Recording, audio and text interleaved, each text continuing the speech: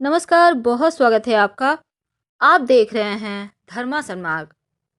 मकर संक्रांति इस बार 14 जनवरी गुरुवार के दिन मनाई जाएगी। भगवान सूर्य और शनिदेव को समर्पित ये दिन बहुत खास है। वैसे भी इस बार मकर संक्रांति के दिन पंचग्रही योगों का महासंयोग बन रहा है। शनिदेव, देवगुरु बृहस्पति, सूर्यदेव, बुध और चंद्रमा एक साथ होंगे मकर राशि में। इसके साथ ही बुधादित्य योग भी बनेगा और इस दिन तमाम शुभ ग्रहों के संयोग से और भी ज़्यादा शुभ फलों की प्राप्ति के लिए विशेष चीज़ों का सेवन करना अच्छा माना जाता है।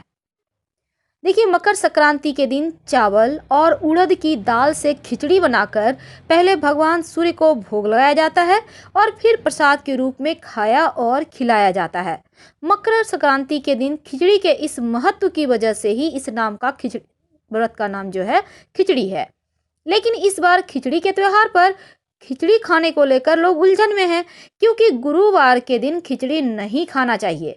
मान्यता है कि गुरुवार के दिन खिचड़ी खाने से धन की हानि होती है और गरीबी कभी पीछा नहीं छोड़ती।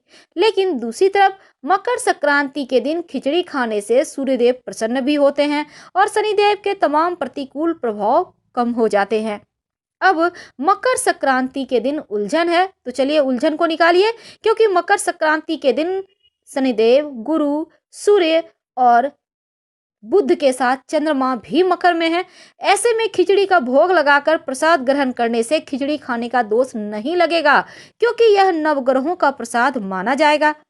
अब शास्त्रों में कहा गया है, प्रसाद किसी भी दिन किसी रूप में ग्रहण किया जाए तो दोषपूर्ण नहीं होता, सभी स्थिति में ग्रहण करने के योग्य होता है।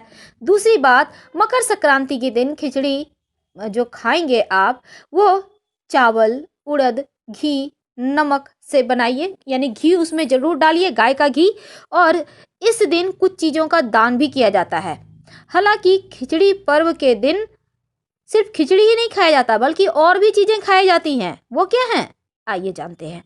देखिए, इस दिन मकर संक्रांति के दिन गुड़ खाने का विधान है, तिल, काला तिल भी खाने का विधान है और यहाँ तक कि इस दिन चना, मूंगफली भी खाया जाता है। इस दिन तिल खाने और दान करने से विशेष फलों की प्राप्ति होती है। जीवन के शनिदोष, राहु केतु की परेशानी, पीड़ाओं से मुक्ति मिलती है। लेकिन इसके साथ ही इस बात का ध्यान रखें कि तिल किसी और का अगर आप खाते हैं तो आपके ऊपर कर्ज बढ़ता है। दान तो करना है, पास के मंदिर में कराइए, किसी गरीब व्यक्ति को दे सकते हैं। लेकिन आप अगर किसी का खाते हैं तो प्रेम से उसका पैसा आप उनको किसी न किसी थ्रू आप दे दीजिए और किसी का भी तिल दान लेने से बचिए। ये नहीं कि तिलकुट दे रहे हैं दोस्ती में और आपने ले आया तो बदले में उसके आप चुकाइए मोल, फिर लेके आइए। इस बात का ध्यान रखिएगा। फिलहाल आपसे विदा ले रहे हैं। हर हर महादेव। धन्यवाद।